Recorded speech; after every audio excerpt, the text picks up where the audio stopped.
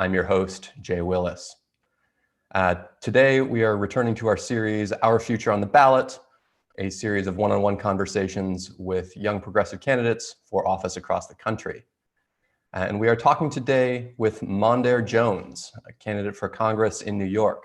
Over the past several years, New York has seen an impressive run of electoral victories from progressive candidates. Sorry, my dog's weighing in. She feels very passionately about this. Progressive candidates who are really taking up the fight for working people in Washington. Congresswoman Alexandria Ocasio-Cortez in 2018 is maybe the best known example of this trend, but it also includes some successful down-ballot challenges to establishment Democrats in the New York State legislature. This trend we've seen has continued this year with Jamal Bowman in the 16th district, who was on the show earlier this week, late last week. I can't remember, time is a flat circle. And with Mondaire Jones, as I said, the lawyer who won the Democratic primary election for the right to represent New York's 17th district in Congress this fall. If he were to win the general election, he, along with Richie Torres, the Democratic nominee for the 15th district, would be the first openly gay Black member of Congress in the body's history. I should also add that Mondaire and I were law school classmates, which means I do consider his likely ascent to Congress this fall to be a personal attack on me. And I do plan to spend the rest of this interview sort of quietly sorting through some of my feelings of crushing personal inadequacy. Mondaire, it's good to have you. Thank you for joining us today. And I want to talk a little bit about this, this movement. For a long time, members of Congress, for the most part, looked a certain type of way, which is to say old straight white men, and came from a certain socioeconomic background, which is to say they're rich. What does it mean, do you think, to have members of Congress coming along who really turn that dynamic on its head and whose lived experience is maybe a little more representative of the actual people in their districts? And I'm asking both within Congress in Washington, and then also the message, the message you think that sends to members of the community. You know, Jay, I appreciate that introduction, and let me just say that you are quite impressive in your own right, and you've been inspiring me to do important work over the years as well. Yeah, tell that to my mom, Mondaire. Tell that to my mom. Sorry. I think that we get better policy outcomes when we have more people in office, including in Congress, for whom policy is personal. As you know, unlike the folks we're used to seeing in our politics, especially in Westchester and in Rockland counties where I'm running to represent, I don't come from money or from a political family. I grew up in Section 8 housing and on food stamps, and I was raised by a young single mom who, like so many incredible women, had to work multiple jobs just to put food on the table for us. So when politicians talk about the need for a $15 minimum wage at the federal level, and they debate that need, that is something I know to exist from my firsthand experience. And by the way, my mom got help raising me from my grandparents. My grandfather was a janitor and my grandmother cleaned homes. And when daycare was too expensive, she took me to work with her.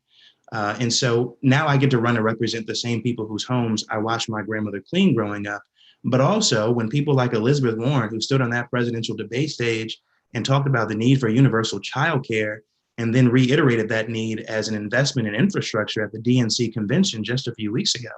That is a fight I want to join based on not wanting any kid to go through what I went through when I was growing up. And of course, when Democrats huddle together and they talk about how to respond to this president's embrace of white supremacy and his assault daily on members of the LGBTQ community like myself, I think that more people like me need to be at the table participating in those discussions and in fact, driving the conversations.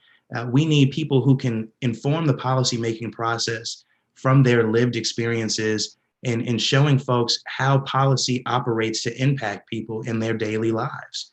And then there's the representation piece, right? Growing up, I never imagined that someone like me could run for United States Congress, let alone win. And if I'd been able to see an openly gay Black member of Congress, it would have been for me, as someone who struggled mightily with the idea that there might be a place for him in a world filled with so much injustice, it would have been direct evidence for me that things really do get better. It would have helped me come to terms with who I was and am much more quickly. And I know from my messages that I receive every single day from people across the country that my candidacy is doing that for other people who are younger and older. Turning to some of the issues you've put front and center in this campaign, you've supported expanding the Supreme Court even before the recent death of the late Justice Ruth Bader Ginsburg. And since then, you've sort of continued to reiterate this position in interviews and op-eds, which again, I find it very threatening that you're now writing blogs, but we'll move on from that. Sort of the many different emergencies that are facing this country right now, what makes you focus on this one? What makes you put this one front and center?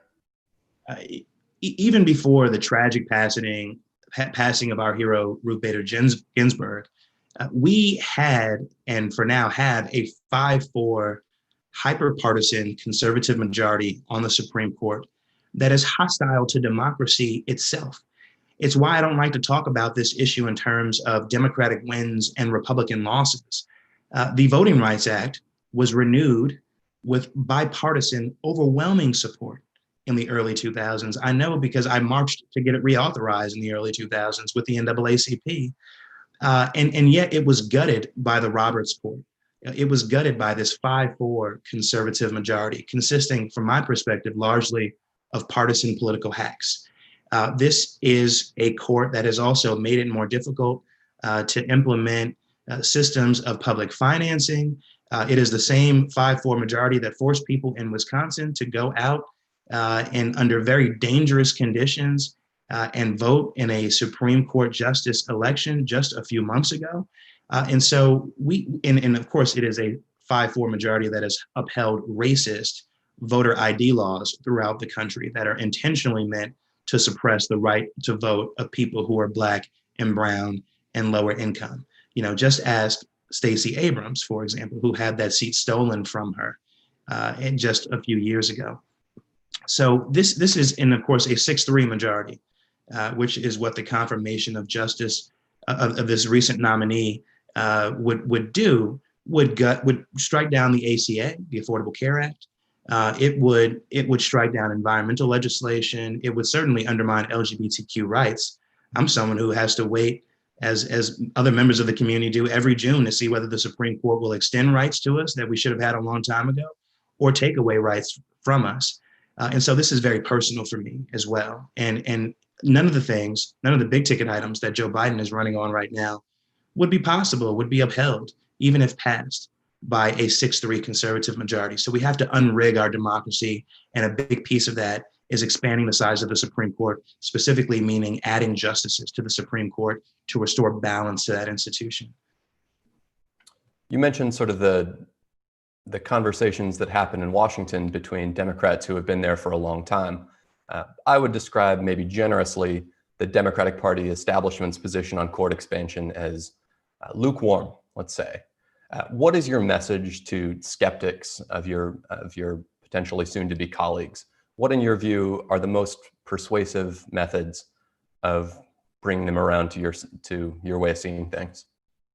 I hope that it doesn't take a 6-3 majority on the Supreme Court striking down Roe v. Wade or marriage equality or the Affordable Care Act and any other legislation, perhaps completely striking down the Voting Rights Act, before they get the message that we need to do things like eliminate the filibuster in the Senate and pass court expansion to ensure that we have a Supreme Court that is respectful of the will of Congress and of the rights, the civil rights and civil liberties of large swaths of the American people.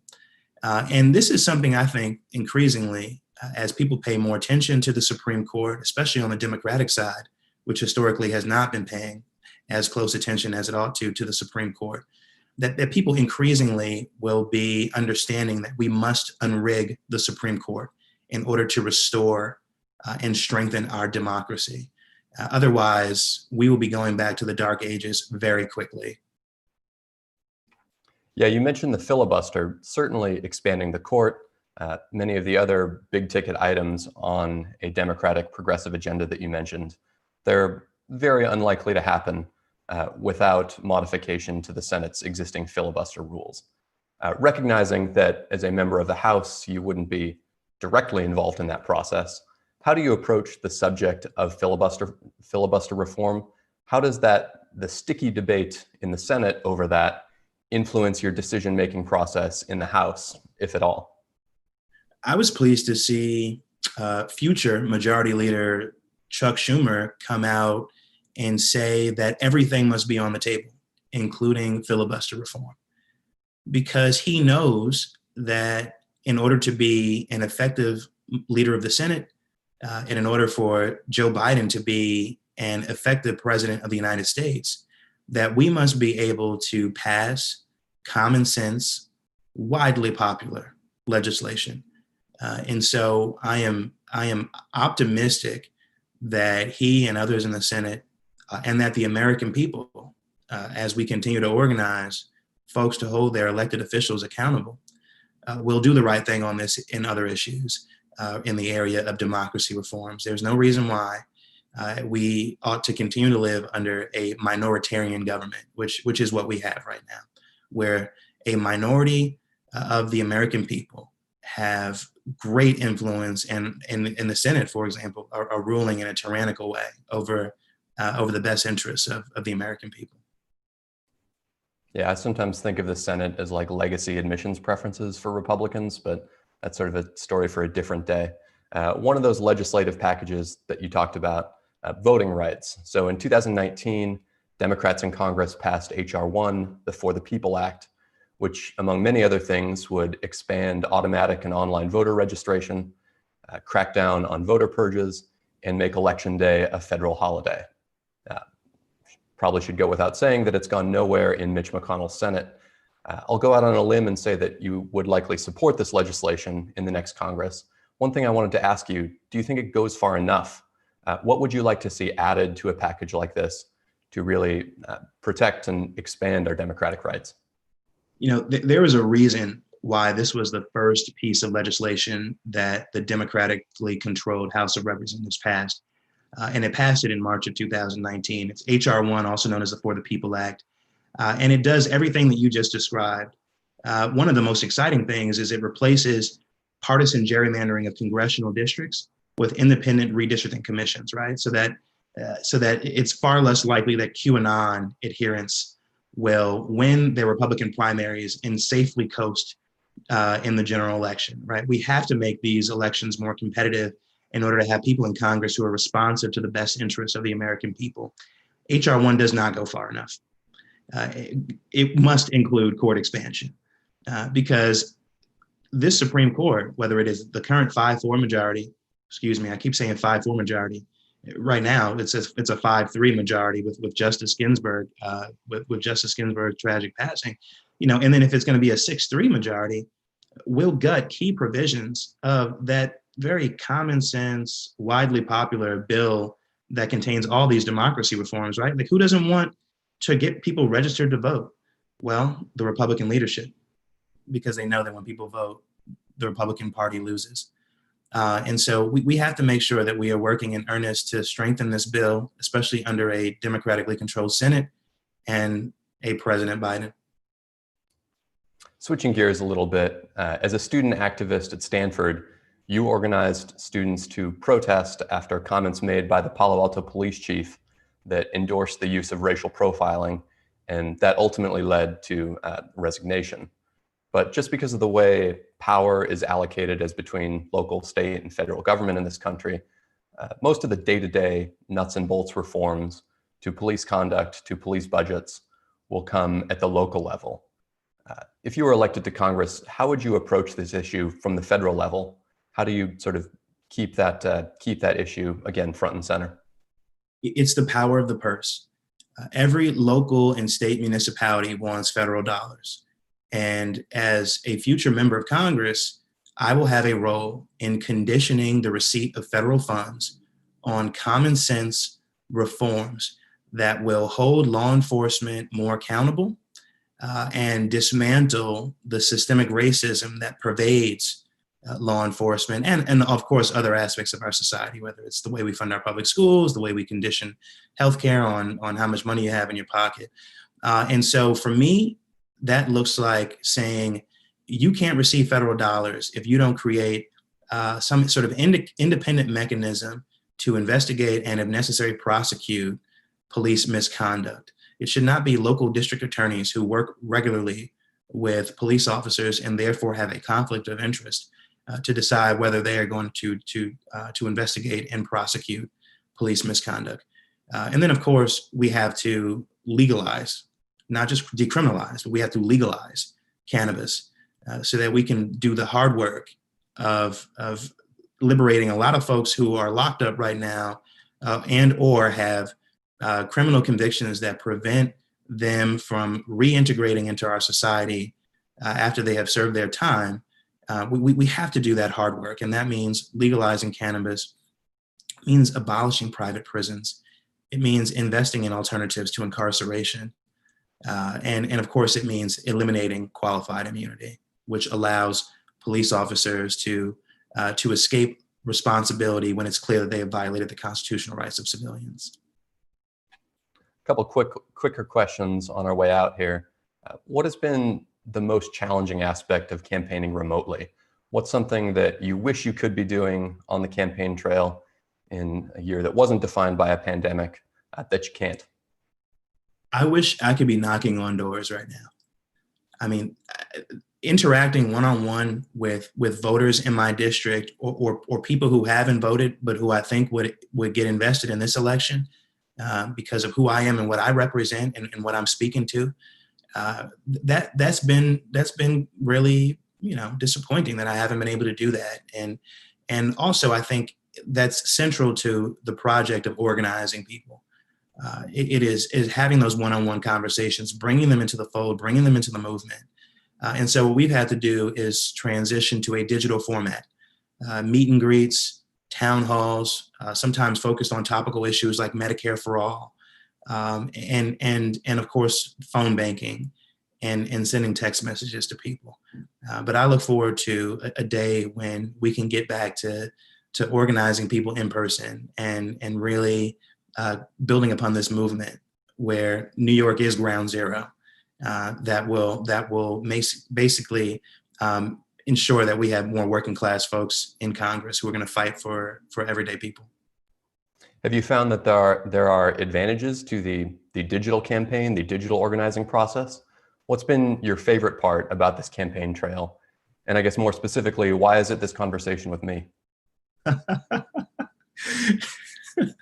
So one of the things that digital campaigning has been effective at that historically, traditional campaigns have not really leveraged is being able to have folks tune in from all throughout the district and in fact, all throughout the country from the privacy of their homes and hear my message and engage and provide feedback. And obviously the most important thing in this campaign is having this conversation with you, Jay. I mean, you're a tremendous friend and advocate. And, where would I rather be on a Thursday, the day after we finish the first FEC quarter, than having this conversation with you? Thank you for saying all that. I'll pay you later. If I could spend 2 hours, but no more than 2 hours in the 17th district, what should I do? Oh my God, you should absolutely go to one of the river towns, Tarrytown, and look at the Hudson River. It is the most beautiful thing that you will see. And it's one of the many reasons why I'm so excited about representing this district. We have some really great, just sort of natural beauties in this district. And every time I get to do stuff like that, it makes me feel really excited. Advice for people considering law school? Woo! Know why you're going to law school. Be very committed to entering the legal profession and understand whether going to law school will be necessary to make the kind of difference that you want to see in the world. Boy, we could unpack that answer for a completely different show, huh? Lastly, we discussed some of your student organization at Stanford earlier. I noted that in the most recent big game between our respective alma maters, Stanford and Cal, the mighty California Golden Bears prevailed. I'll just sort of give you some space. Mondaire, your thoughts? Stanford sometimes doesn't have the kind of success on the football field that we would expect of an institution that is so much better than Cal. But we all we at time I'm sorry, go ahead.